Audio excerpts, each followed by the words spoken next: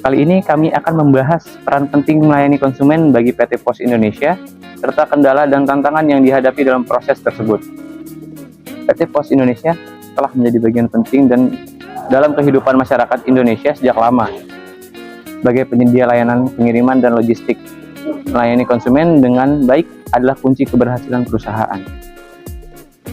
Lalu statistik menunjukkan bahwa volume pengiriman terus meningkat, terutama di era digital ini.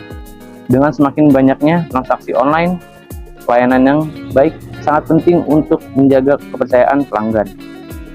Untuk memastikan pelayanan yang optimal, PT Pos Indonesia menginvestasikan dalam pelatihan karyawan. Pelatihan ini meliputi keterampilan komunikasi, pengelolaan keluhan, dan pengetahuan produk. Afirmasi akhlak. Amanah. Kami memegang teguh kepercayaan yang diberikan. Kompeten. Kami terus belajar dan mengembangkan kapabilitas. Harmonis. Kami saling peduli dan menghargai perbedaan. Loyal.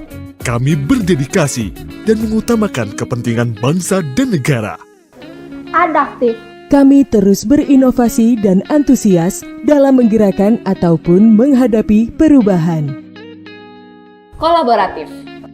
Kami membangun kerjasama yang sinergis. Namun, ada beberapa kendala dan tantangan yang dihadapi PT Pos Indonesia dalam melayani konsumen. Mari kita bahas beberapa di antaranya. Ya, ada kendala-kendala dalam melayani konsumen di PT Indonesia yang mencakup aspek operasional, teknik, hingga kompetensi. Dan di sini adalah beberapa hambatan-hambatan kendala utama. Yang pertama ada proses pengiriman yang lambat. Tantangan pada kecepatan pengiriman ini sering terjadi terutama jika melibatkan area terpencil di daerah dengan infrastruktur terbatas. Keterlambatan pengirim sering kali menyebabkan keluhan dari konsumen yang berdampak pada keputusan pelanggan.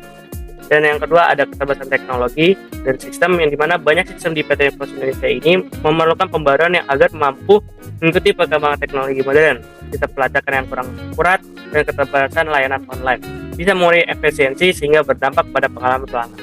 Dan yang keempat dan yang ketiga ada kurangnya SDM yang terampil, yang dimana sumber daya manusia yang kurang terlatih dalam menangani keluhan atau dalam memberikan informasi yang menghambat dalam memberikan layanan yang optimal kepada konsumen. Dan yang keempat ada persaingan dan perusahaan jasa pengiriman swasta, di mana munculnya perusahaan jasa pengiriman swasta yang menawarkan layanan lebih cepat. PT Indonesia ini harus menghadapi persaingan ketat, dan beberapa perusahaan ini memiliki teknologi dan jaringan distribusi yang lebih baik yang membuat konsumen lebih memilih layanan tersebut daripada PT Indonesia itu sendiri. Dan ada kurangnya fokus pada kepuasan pelanggan, yang dimana di beberapa kasus PT Indonesia ini layanan yang diberikan kurang customer centric atau kurang lebih berfokus kepada customer itu sendiri, yang dimana ini mengakibatkan keluhan dari banyaknya konsumen atau customer yang ada di PT Indonesia ini. Yang kedua, yang terakhir ada birokrasi internal yang rumit, di mana birokrasi yang berlebih-lebih di dalam PT Indonesia ini bisa memperlambat proses kerja dan mengurangi fleksibilitas dalam memberi layanan. Dan hal ini sering mengakibatkan keterlambatan dalam pemrosesan layanan atau respon terhadap keluhan.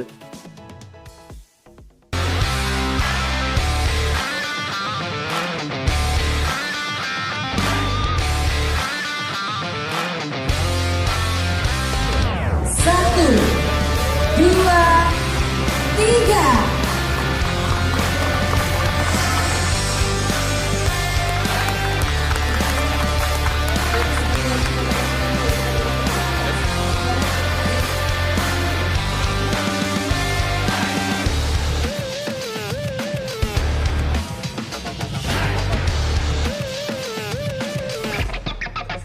Pada malam yang berbahagia ini, saya mengucapkan terima kasih kepada seluruh tamu yang telah memenangkan kami pada acara launching Pos Indonesia menuju BUMN Logistik.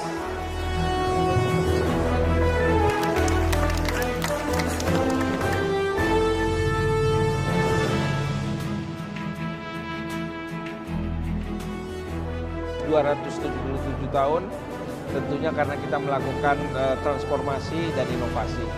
Dan kita semua menargetkan bahwa setelah PT Pos Indonesia dicanangkan menjadi perusahaan BUMN logistik, kita berharap PT Pos Indonesia bisa lebih maju lagi ke depan untuk bisa eksis 277 tahun ke depan lagi. Pertama saya bangga sekali. Pertama saya hadir setelah sekian puluh tahun saya nggak pernah hadir ke kantor pos atau ke PT Pos Indonesia, dan hari ini saya hadir dan juga saya melihat ada perubahan nama ya Pak Aris dari PT Pos Indonesia menjadi POSIN. Ini mudah-mudahan ini menjadi momentum awal untuk kebangkitan PT Pos Indonesia ke depan. Yang kedua, terima kasih atas kepercayaan PT Pos untuk menjadikan saya sebagai brand ambassador. Tentu ini menjadi suatu beban dan amanah, dan saya akan coba membantu PT Pos sesuai dengan yang saya punya. Transaksi apapun pakai Kris Postbank emang paling mudah.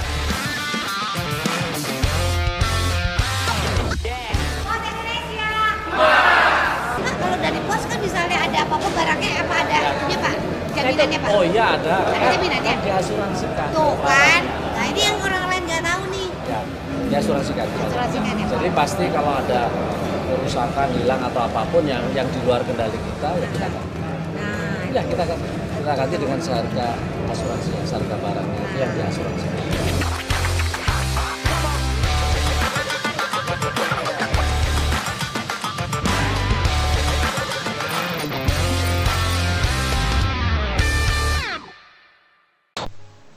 Nama saya Haikal Revelin. Dengan pendekatan yang tepat, PT Pos Indonesia dapat meningkatkan kepuasan pelanggan dan membangun hubungan jangka panjang dengan mereka.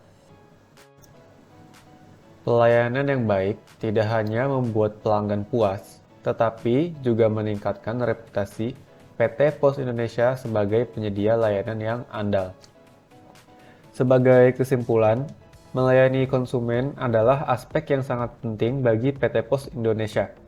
Meskipun ada banyak tantangan, dengan strategi yang tepat, PT Pos Indonesia dapat memberikan pengalaman layanan yang luar biasa bagi semua pelanggannya. Sekian presentasi dari kelompok kami. Mari kita terus dukung PT Pos Indonesia dalam memberi pelayanan terbaik untuk kita semua.